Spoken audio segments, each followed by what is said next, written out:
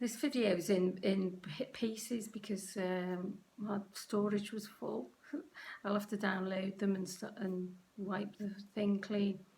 So where was I up to? Yeah, PET scan.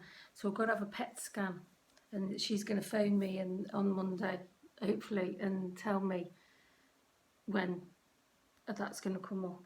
So then you go off and keep taking the Lanzaprazole, which is just stuff to settle your stomach. It doesn't make any difference to me, but they've told me to take it, so I'll take it.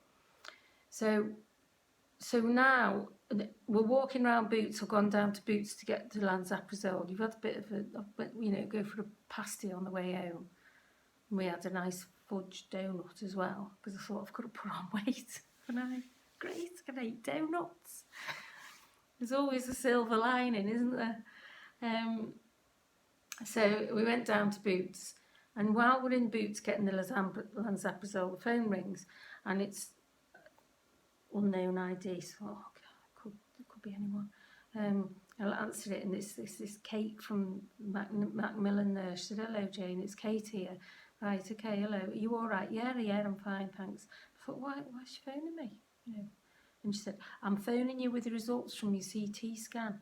And I thought, oh, that was quick. I wasn't expecting it, you see. I'd forgotten, I hadn't clocked when David said, yeah, you can phone us with the results. So to expect it anyway, she said, the good news is that it hasn't spread to your liver, your lungs or your kidneys, so far as we can see. So I thought, oh, that's good. Yeah, good, that's good. Thank you for telling me. Great.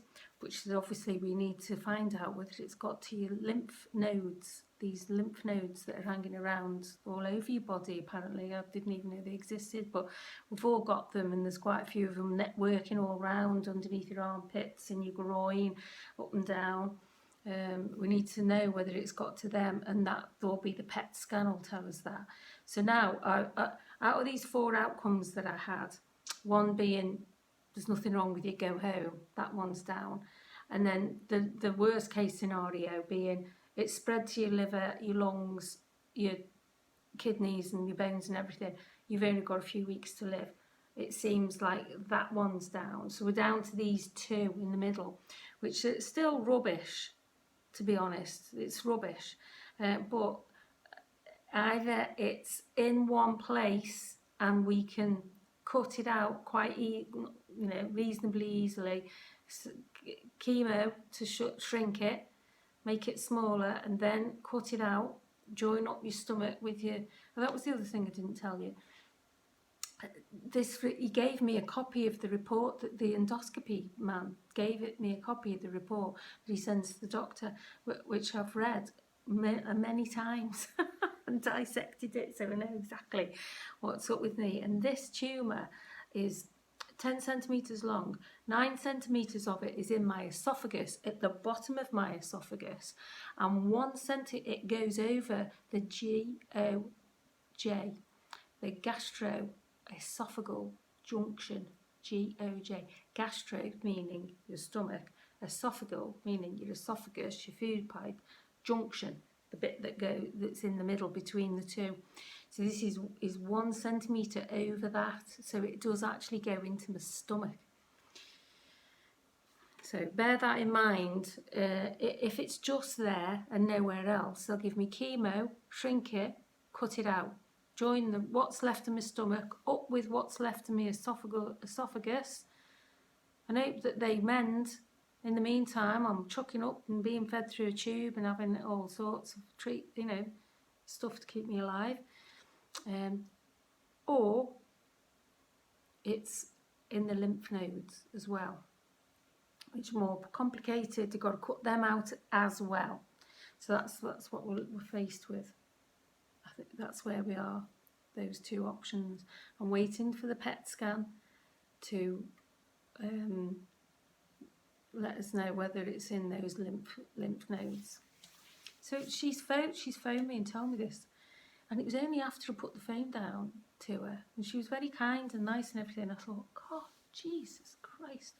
She could have said to me, I'm really sorry to tell you this, but it's spread to your other organs and you've literally got weeks to live. Imagine that. Imagine hearing that news when you're walking around Boots. I'm glad she didn't, because I don't know whether I'd have made it out the shop. Anyway, she didn't. She thought it was good news and just got to see whether this blooming lymphs are involved.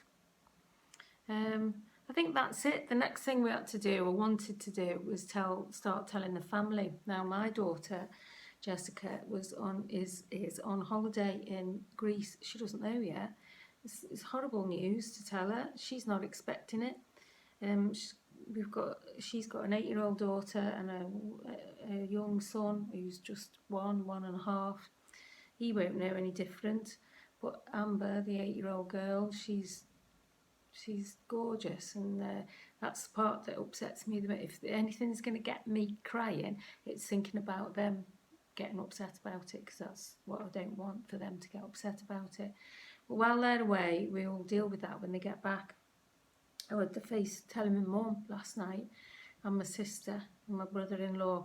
So we gathered them together, herded them into my mum's front room, which is just down the road. They only live down the road, and told them, I just came straight out with it. I said, I've been for an endoscopy and I've got cancer in my esophagus.